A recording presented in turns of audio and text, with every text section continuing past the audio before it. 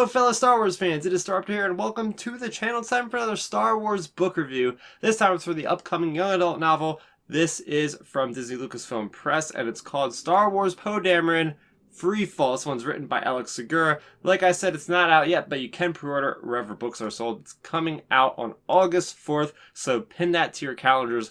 What is Poe Dameron Freefall? Well, it stems from the Rise of Skywalker when we learned that Poe Dameron had a shady past as being a member of the Spice Runners of Kijimi. So this book is all about his experience in that he is 16 years old and at a pivotal point in his life when he is living with his father in Yavin 4. His mother had died 8 years prior and he's getting restless being on this kind of farming society world where he's not really doing a whole lot, and he aspires to go out there and have an adventure like his mother and his father, who were both part of the rebellion, which we find out from various comics, which is pretty neat. So herein lies his adventure where he gets spun around and he gets involved with Zorri Bliss, and yes, we find out that she is part of the Spice Runners, and it's up to him to really make a decision on, is this life really for him? Or is he wanting to go back with his father? And what should he really do? And that's the whole crux of this story. So getting into the positives, the things that I really enjoyed about the story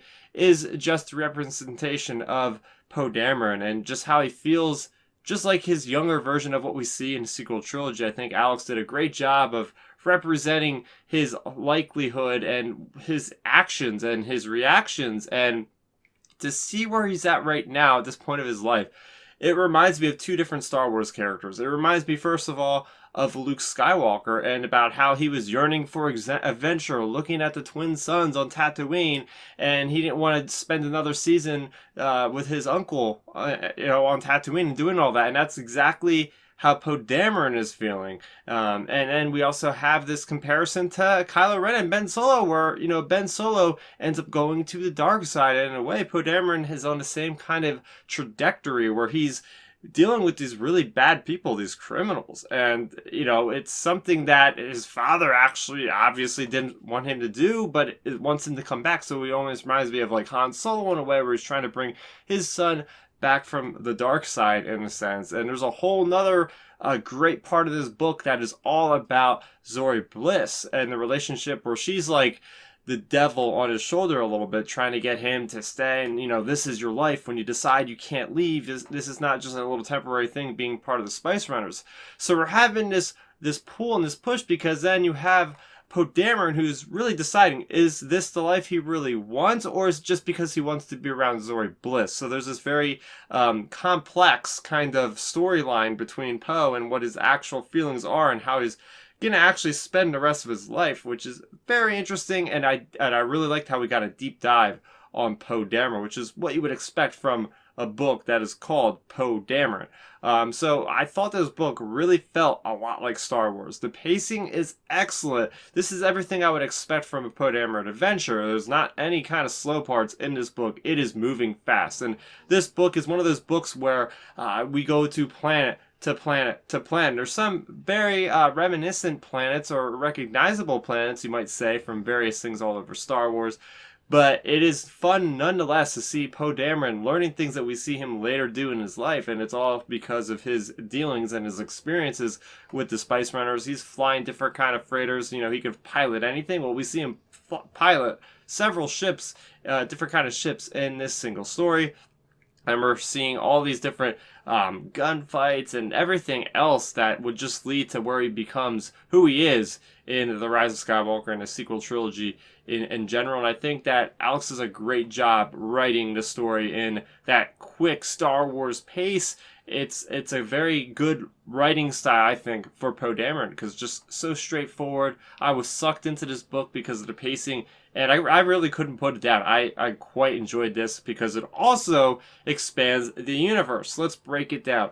This is in an era that has been unexplored in Star Wars right now, because we are looking at maybe between 13 to 15 years after the events of the Battle of Endor. We haven't really got any stories smack dab in between that 30-year period before before Force Awakens and Return of the Jedi. So we are learning lots of things about the New Republic, which again is one of those things that I probably shouldn't have set myself up to expect to hear from, but it was very nice getting a lot more background on exactly what the New Republic is doing, what these criminal syndicates are doing, so that was something I very much enjoyed. And of course, man, Alex Segura, he is one of the masterminds with Easter eggs, because there are so many Easter eggs specifically from the Old Republic games and whatnot in this single story, which you wouldn't expect from something that's set, smack dab between two different trilogies of the original and the sequels. But yes, there are many there, so keep an eye out for those.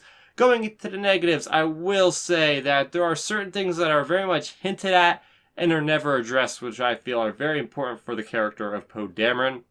I feel that a lot of these characters could have been fleshed out a little bit more. They're very surface level, some of these side characters, and I thought from an outlook they could have been very interesting to dive into some of these characters. And finally, I will say that the conclusion kind of threw me off a little bit. I don't think that this was an excellent conclusion, because if this was a singular story, I still expected to see a lot more tying up of loose ends, which we didn't get, and that leads me up to my point of saying I really hope there's a sequel for this novel, because I feel like there's a great series that they could set up, and why would they call it Poe Dameron with the subtitle of Freefall if they're not going to do more Poe Dameron books? So yes, I would like to see another book in this series. And with that being said, I will give Poe Dameron Freefall a score of an 8.5 out of 10. I really like this book. I think you could put it up there with Rebel Rising. Maybe not quite as high as Leia, Princess of Alderaan, but I will say this is up there with some of the best young adult novels that Disney Lucasfilm Press has put out. And like I said, I'm very much excited to see if we will get another story, another chapter in Poe Dameron and his growth, because this is what you would expect from a coming-of-age story set in Star Wars. There's a lot of stuff that Poe Dameron is going through on a personal level, and to see it amplified with all this action, and it really felt like it was almost like Han Solo with Kira. Him and Zorri Bliss are a great team, and I gotta see, hopefully maybe more of that one day, even after the events of Rise of Skywalker. I still want to see Poe Dameron working with Zorri Bliss. I think that'll be a trip. So are you guys expecting to read Poe Dameron Freefall? Let's talk about it in the comment section below. If you're new to the channel, welcome. I talk about Star Wars books a heck of a lot, and Star Wars in general, so if you liked my thoughts on this video, you can go ahead and support the channel simply by subscribing. That is going to do it for me, Star Raptor. Thank you so much for watching, and may the Force be with you always. Thanks for checking out the video. Please hit that thumbs up symbol. It helps me know that I'm making content that you guys enjoy. And if you enjoyed this video, I also include 2 videos down below you guys should check out. And please consider subscribing to this channel. It helps support me, and it notifies you guys of when I get new videos up on the channel. You can also contact me on Twitter, Facebook, and Instagram at StarRaptor.